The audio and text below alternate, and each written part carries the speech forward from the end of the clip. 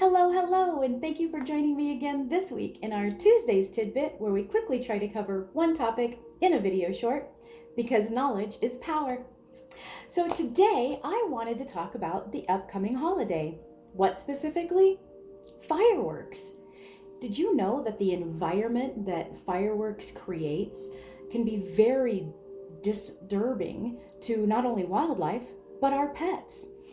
And why is that? Well, let's look at it. First and foremost, we have the sound. We have those big, ginormous booms, the cracks and the pops, and some of them that just run right after the other, kind of like a machine gun. We've got the sonic waves that you can feel in the air. You can feel the air just move and compress with those booms. Then there's the smell of that volatile component. We'll call it gunpowder. The smelling of the burnt paper in those wicks. Not to mention if it lands on grasses and whatnot, and you can have some smoldering going on. All of that is very troubling to a lot of pets, animals in general. Did you know that in the wild, that wildlife, moms have been known to completely abandon their babies, and then because of all those shock waves, it makes them disoriented and they can't get back to their nest or their spot where those babies are, and the babies are then abandoned. We look at other small animals and mammals and butterflies even, that they exhibit detrimental, if not life-threatening behaviors because of those sonic booms. And then we have the water animals that are drinking from our local lakes and our ponds and our streams. And then when the debris falls in there, fish and water birds and whatnot, they actually perish. What about our pets? Well, for our pets, we don't worry so much about the whole perishing thing, but we absolutely worry about them running off. We worry about their fear, their stress, their phobias, and their anxieties. And that's all absolutely valid. There's thousands of pets out there. Fireworks don't even bother. But yet there's hundreds upon hundreds, if not thousands, that fireworks completely stress out. So what do? Well, first and foremost, make sure that any contact information that you have associated with your pet is completely updated. The last thing we would want is a pet to slide out, be running frantic, and not be able to get them home.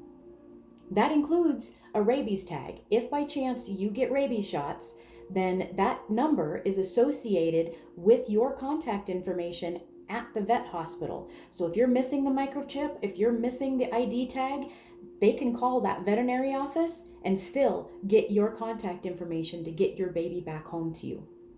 Very important to make sure all of our information is updated.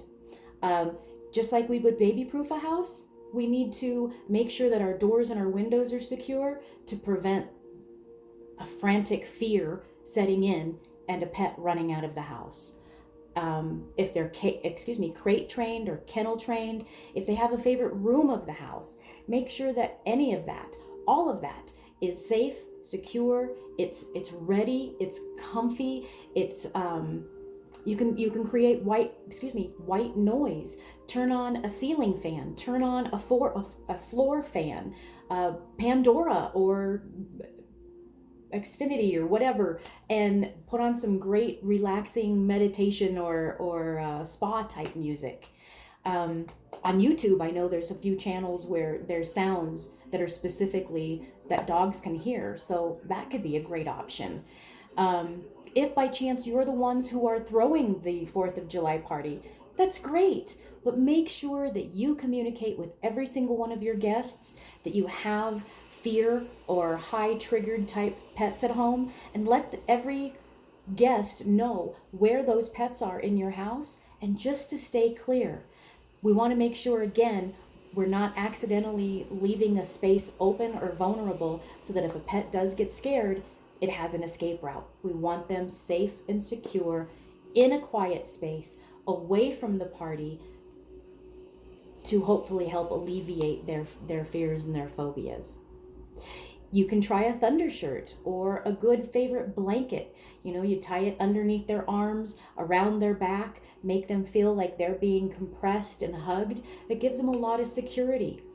If by chance you have a veterinary cannabis counselor that you're working with, in the days, I would prefer weeks prior to the 4th or high stress situations, absolutely get in touch with them and have a new titrated dose that is higher for high stress situations.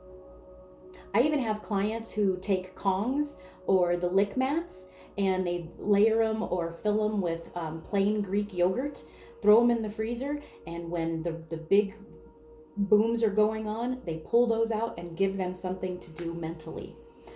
What else?